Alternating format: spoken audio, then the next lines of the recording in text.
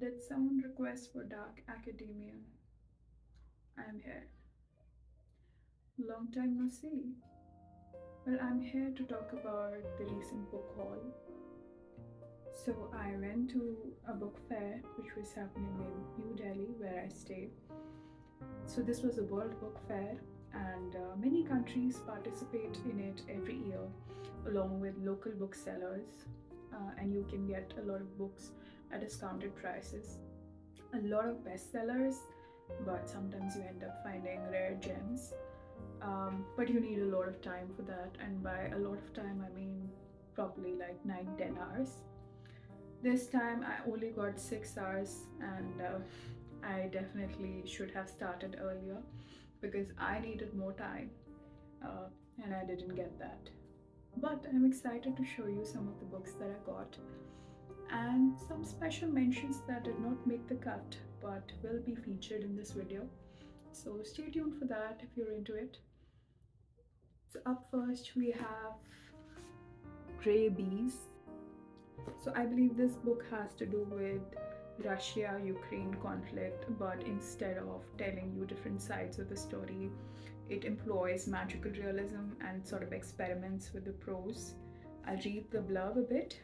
Um, Thanks to the war of sporadic violence and constant propaganda that has been dragging on for years, only two villagers remain: retired safety inspector turned peacekeeper Sergei Sergeyevich, I'm sorry if I'm butchering the pronunciation, and Pashka, his old enemy from his school days. And what Sergey has done in this book is he has gone to a gray zone, and he's just instead of really looking into the war, is my impression from this blurb, he's living in the gray zone and just looking after the bees in peace.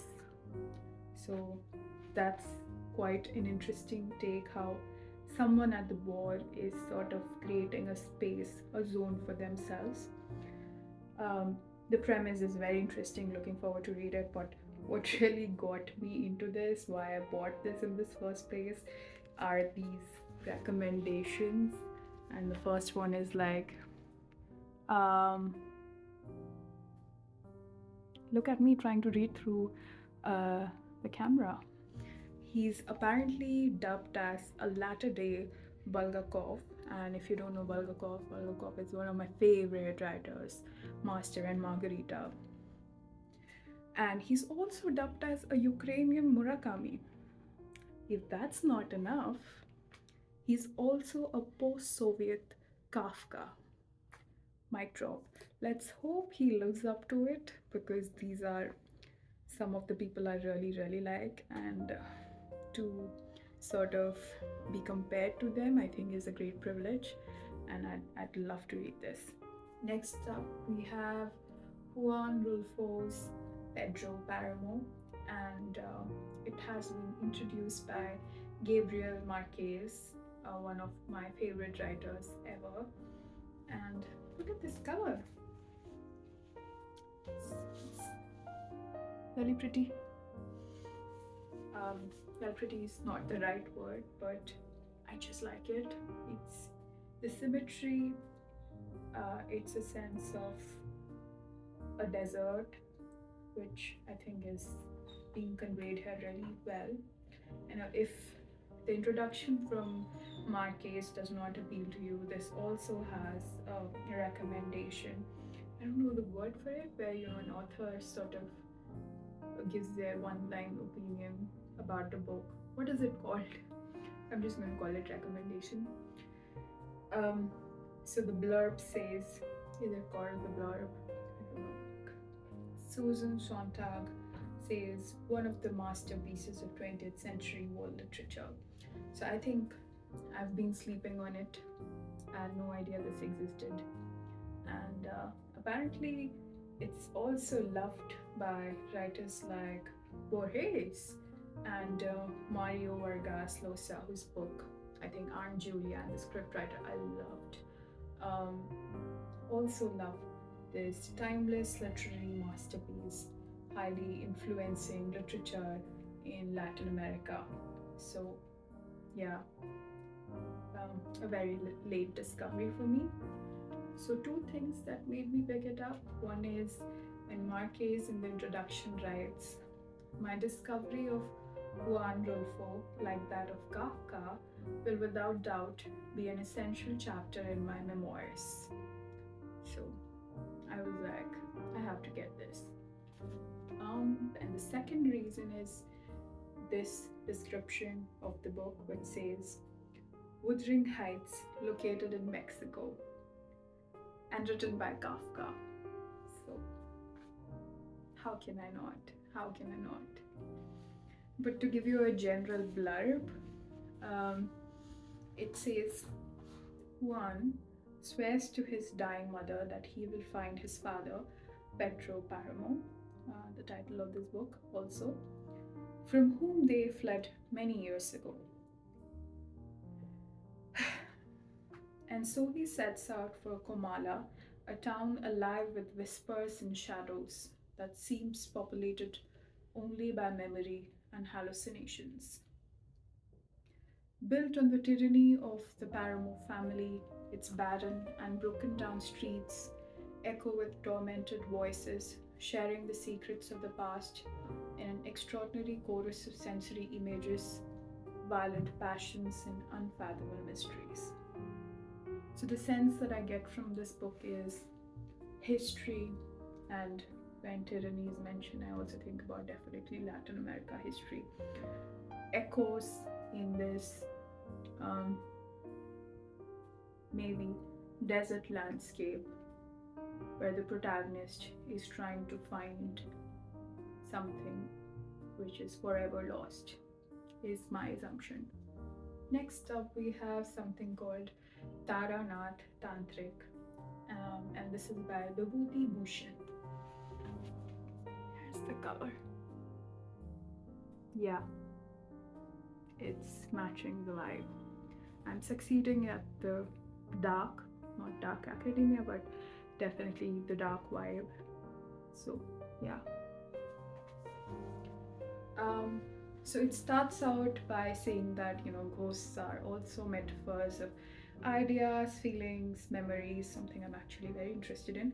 But it immediately switches gears and it says that, but there are those thickening shadow pooling at the corner of the room, unexplained breathing in the dark, the child who steps out of an old photograph, the shiver of supernatural vision, a thin crooked finger of ice tracing its way down your spine.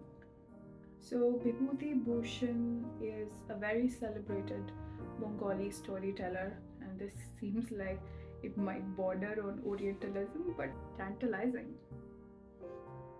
But I suppose when you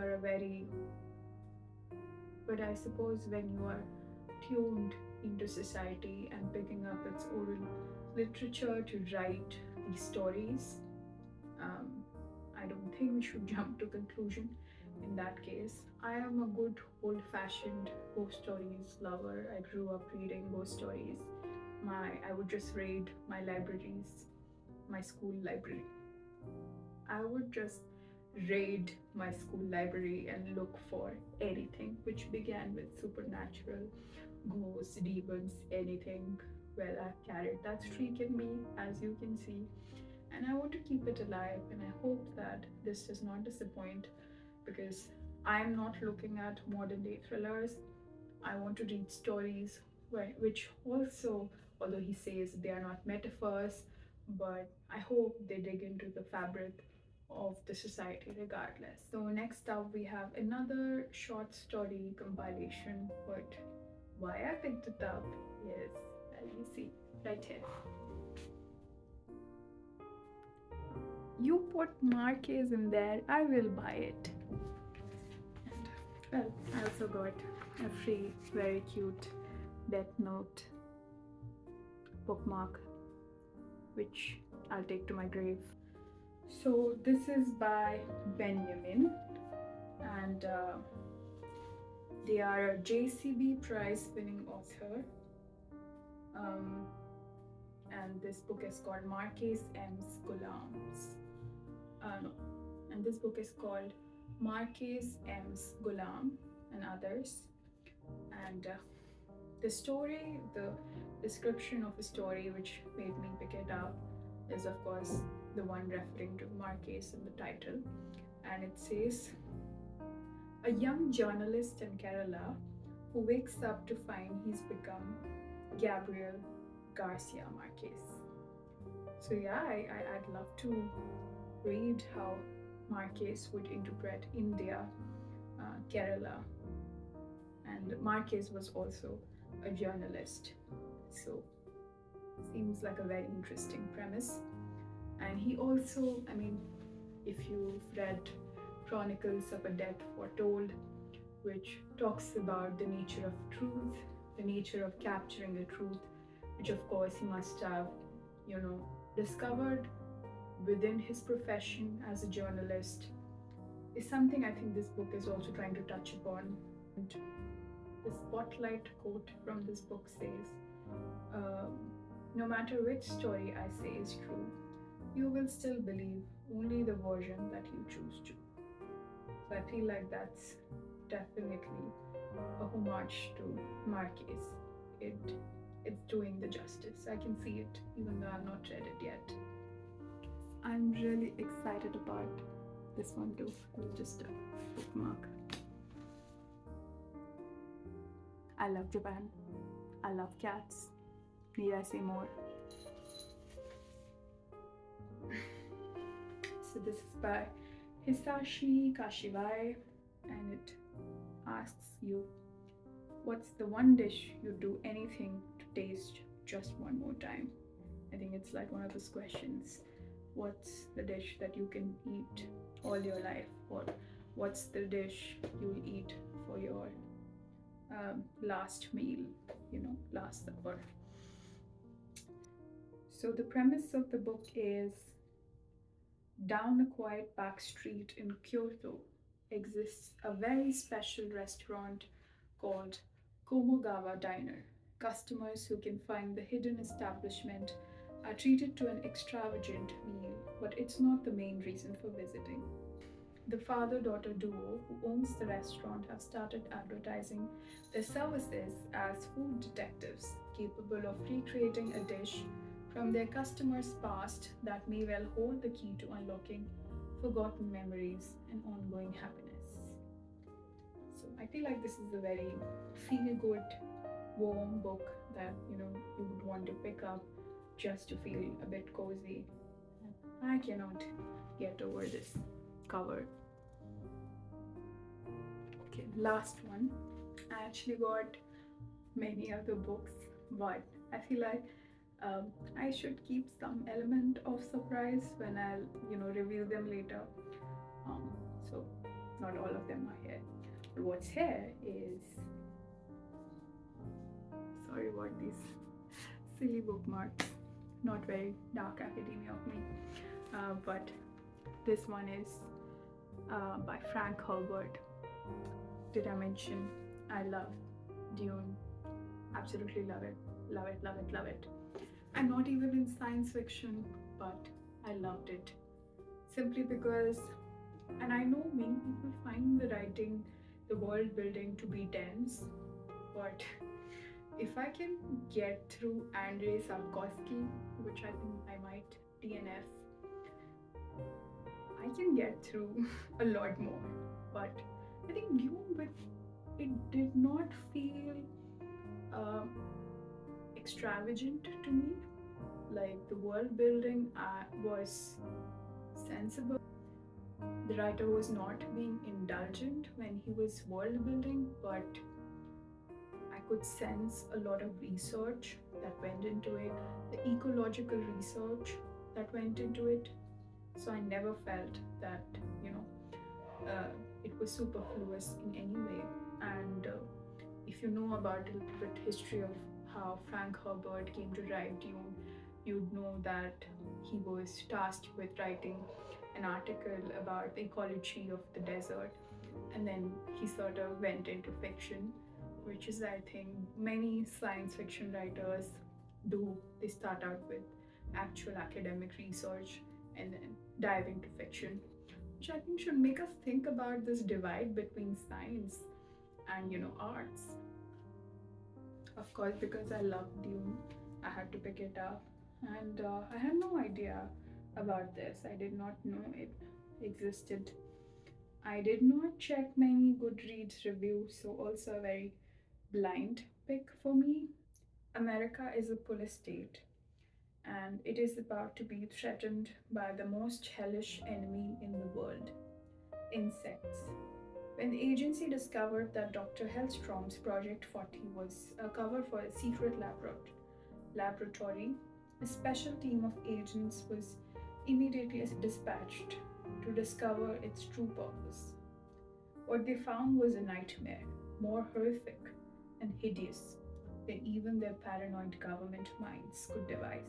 So, this was first published in 1973, and Dune came out in 1965, so this is post Dune writing. And what I have always felt is um, Frank Herbert is not just a great science fiction writer, he's an exemplary example of political writing. I don't mean political international relations, although it can be argued that he has knowledge, a fair knowledge in that area as well. And I go back to Paul. Um, Taylor Swift goes back in December. I go back to Paul from Frank Herbert's Dune. And I go back to Paul, who is a character who is built into a hero, protagonist who is so self aware, who realizes that people worship him, but he knows that he's but a human being, trust with this amazing power which is never fully under his control. And towards the end of the book, you feel that he's as godly as people see him to be. But in the next book, which I think is The Emperor, forgetting the whole name, where we are looking at the reign, his reign over universe, he is as good as Genghis Khan. Yeah, he's a tyrant. So the ability to see a ruler in a realistic light, in a very science fiction, fantasy dubbed book, I think it's exemplary. And people should really push it forward out of this science fiction box and see it as, a great study of society itself. So I love his writing, and I'm looking forward to reading this one as well. I'll keep you all updated.